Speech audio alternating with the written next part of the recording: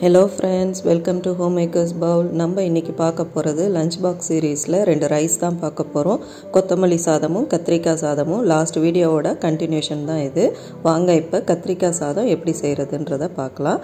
அதுக்கு ஒரு panல 1 tablespoon oil விட்டுக்கிட்டு 1 டீஸ்பூன் வெந்தயத்தை நல்லா வறுத்து எடுத்துக்கோங்க. கருக விட்டுறாதீங்க. கருகாம வறுத்து எடுக்கணும். நம்ம சேனலை முதல்ல பார்க்குறவங்க மறக்காம லைக் பண்ணி கமெண்ட் பண்ணி சப்ஸ்கிரைப் பண்ணுங்க. பெல் ஐகானையும் தட்டி விடுங்க. இந்த மாதிரி நல்லா இந்த வெந்தயத்தை நல்லா பொரியிற அளவுக்கு வறுத்து எடுத்துக்கோங்க. அது ஒரு ஓரமாக இருக்கட்டும். இப்போ அதே வாணல்லே 2 டீஸ்பூன் அளவுக்கு கடலைப்பருப்பு சேர்த்துக்கலாம். அதையும் வறுத்து எடுத்துக்கலாம்.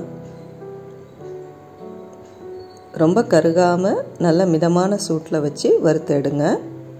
அதையும் எடுத்துட்டு ஒரு 1/2 இன்ச்சுக்கு பட்டை, 2 கிராம்பு, 1 ஏலக்காய் சேர்த்து வறுத்துக்கிறேன். இது கூடவே 2 டேபிள் ஸ்பூன் அளவுக்கு தனியா விதைகள் சேர்த்துக்கோங்க. கொத்தமல்லி விதைகள் அதையும் சேர்த்து நல்லா வறுத்துக்கோங்க. நல்லா வறுபட்டதும் அதையும் எடுத்துட்டு அதே வாணல்ல 1/2 டீஸ்பூன் மிளகு, 1/2 டீஸ்பூன் சீரகம் சேர்த்து ரெண்டுத்தையும் வறுத்துடுங்க. நீங்கள் இது லாங் ப்ராசஸ்ன்னு நினைக்கலாம். இந்த பொடியை நீங்கள் முன்னாடியே செஞ்சு வச்சிட்டோம்னா நம்ம கத்திரிக்காய் சாதம் ஈஸியாக செஞ்சிடலாம். இது கூடவே 1 டீஸ்பூன் அளவுக்கு கசகசா சேர்த்துக்கோங்க. அது வறுபட்டதும் 1 டீஸ்பூன் அளவுக்கு வெள்ளை எள்ளு சேர்த்துக்கோங்க. கருப்பு எள்ளு இருந்தாலும் சேர்த்துக்கலாம். ஆனால் எள்ளு பொரியிற அளவுக்கு நல்லா வறுபடணும். அப்போ தான் வாசத்தோடு நல்லா இருக்கும். அதையும் எடுத்துடலாம். எடுத்துட்டு இதில் 5 காஷ்மீரி மிளகாய் நிறத்துக்காக தான் நான் சேர்த்துக்கிறேன். இருந்தால் சேர்த்துக்கோங்க. கூடவே காரத்துக்கு 6 காஞ்ச மிளகாய் சேர்த்துக்கிறேன். சேர்த்து இதை நல்லா வறுத்து எடுங்க. இதையும் எடுத்துட்டு இது எல்லாமே நல்லா ஆறட்டும். ஆறினதுக்கப்புறம் இதை நம்ம பொடி பண்ணிக்கணும். இப்போ அதே வாணல்ல கொஞ்சமாக முந்திரி பருப்பு, நிலக்கடலை, வறுத்த நிலக்கடலை தான் நான் சேர்த்துக்கிறேன். அதையும் சேர்த்து வறுத்து நம்ம எடுத்து வச்சுக்கலாம் இதை தனியாக. இதுக்கப்புறம் 2 டேபிள் ஸ்பூன் அளவுக்கு நான் தேங்காவை துருவி வச்சுருக்கேன். அதையும் நான் இப்போ இதில் சேர்த்துக்கிறேன். சேர்த்து இதை நல்லா வறுத்துக்கிறேன். தேங்காய் வறுத்து சேர்க்கும் பொழுது அது கொஞ்சம் மணமாகவும் நல்லாவும் இருக்கும். அதனால தான் அதை வறுத்து நான் இந்த பொடியோடு சேர்த்துக்க போகிறேன். ஃபஸ்ட்டு இந்த பொடியை நான் தனியாக தான் அரைச்சி எடுத்துக்க போகிறேன், நம்ம ஸ்டோர் பண்ணி வச்சுக்கிறதுக்காக. கூடவே பெருங்காயத்தூள் ஒரு 1 டீஸ்பூன் அளவுக்கு சேர்த்துக்கோங்க.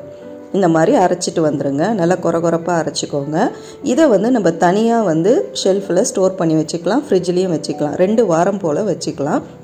நான் இப்போ இந்த மிக்ஸி ஜாரில் 2 டேபிள் ஸ்பூன் அளவுக்கு அந்த பொடியை வச்சுட்டு அதில் இந்த வறுத்த தேங்காவை சேர்த்து அரைச்சிக்க போகிறேன்.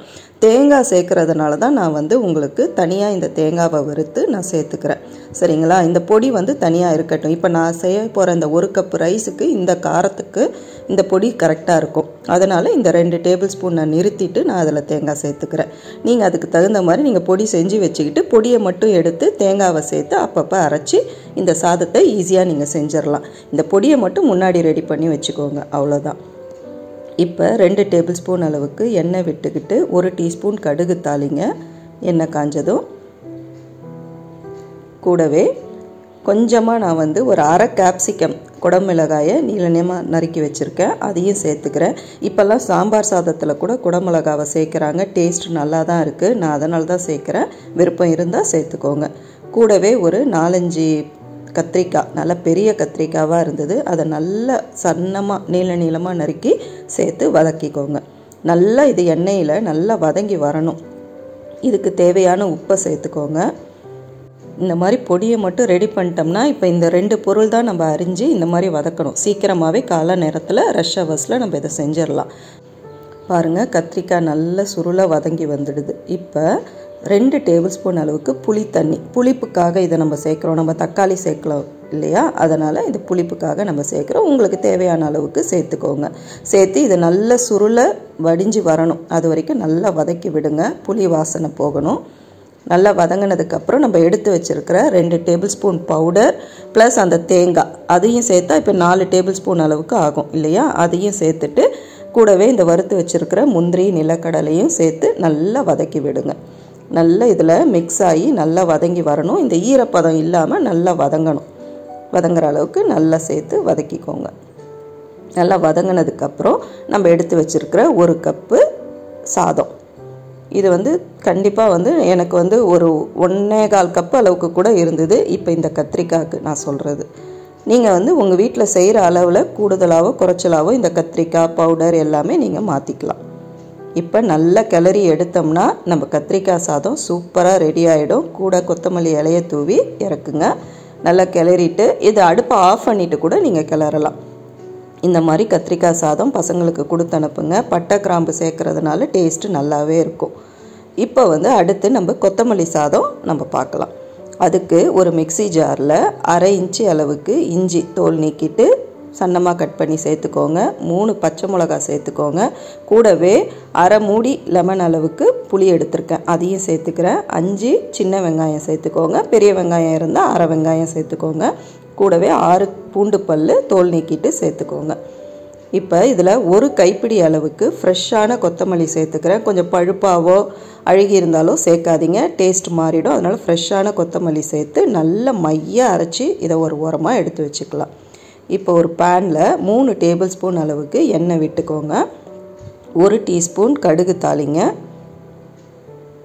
1 டீஸ்பூன் உளுந்து, அது கூடவே 1 டீஸ்பூன் அளவுக்கு கடலைப்பருப்பு தாளிச்சுக்கோங்க. 1 காஞ்ச மிளகாவை கிள்ளி சேர்த்துக்கோங்க. இதுவும் நான் 1 கப்பு ரைஸுக்கு தான் உங்களுக்கு அளவு சொல்கிறேன். ஒரு 1/2 இன்ச்சுக்கு பட்டை, 1 கிராம்பு, 1 ஏலக்காய், 1 பிரிஞ்சி இலை. பிரிஞ்சி இலை கூட நீங்கள் கம்மியாக 1/2 அளவுக்கு கூட சேர்த்துக்கலாம்.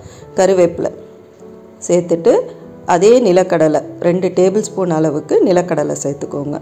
கூடவே 1 வெங்காயத்தை பொடி பொடியாக நறுக்கி நான் சேர்த்துருக்கேன். சேர்த்து நல்லா வதக்கி விடுங்க. கூடவே தேவையான உப்பை சேர்த்து வதக்கிக்கோங்க. இந்த மாதிரி நல்லா வதக்கி விடுங்க. இப்போ அரைச்சி வச்சுருக்கிற அந்த கொத்தமல்லி பேஸ்ட்டை இதில் சேர்த்து இதை நல்லா சுருள வதங்கணும். அதாவது இதில் இருக்கிற நீர் வந்து நல்லா எவாப்ரேட் ஆகி நல்லா வதங்கி வரணும். பச்சை வாசனையும் நமக்கு போகணும். அதனால் அந்த நிறம் மாறும் இல்லையா, நம்மளுக்கு ஊறுகாய்க்கெலாம் கொத்தமல்லி ஊறுகாய்க்கெலாம் செய்வோம் இல்லையா, அந்த மாதிரி அந்த கலர் மாறி நல்லா வதங்கி வரணும். இந்த பாருங்கள், இந்த மாதிரி வதங்குற அளவுக்கு வறுத்துக்கோங்க. கூடவே 1 டேபிள் ஸ்பூன் அளவுக்கு நான் வேக வச்ச பச்சை பட்டாணி சேர்த்துக்கிறேன். நீங்கள் காஞ்ச பட்டாணியாக இருந்தாலும் ஊற வச்சு சேர்த்துக்கோங்க வேக வச்சுட்டு. இப்போ நல்லா வதங்கினதுக்கப்புறம் அதே மாதிரி 1 கப் ரைஸ் சேர்த்து நல்லா கிளறி எடுத்தோம்னா நம்ம சூப்பரான கொத்தமல்லி சாதமும் ரெடி ஆயிடுச்சு. இன்றைக்கி நம்ம 2 லஞ்ச் பாக்ஸ் ரெசிபி பார்த்தோம். இதே மாதிரி அடுத்த வீடியோவில் 2 லஞ்ச் பாக்ஸ் ரெசிபி பார்க்கலாம். அது வரைக்கும் நம்ம சேனலை சப்ஸ்கிரைப் பண்ணிவிட்டு ஃபாலோ பண்ணுங்கள். சீக்கிரமே சந்திப்போம். தேங்க்யூ.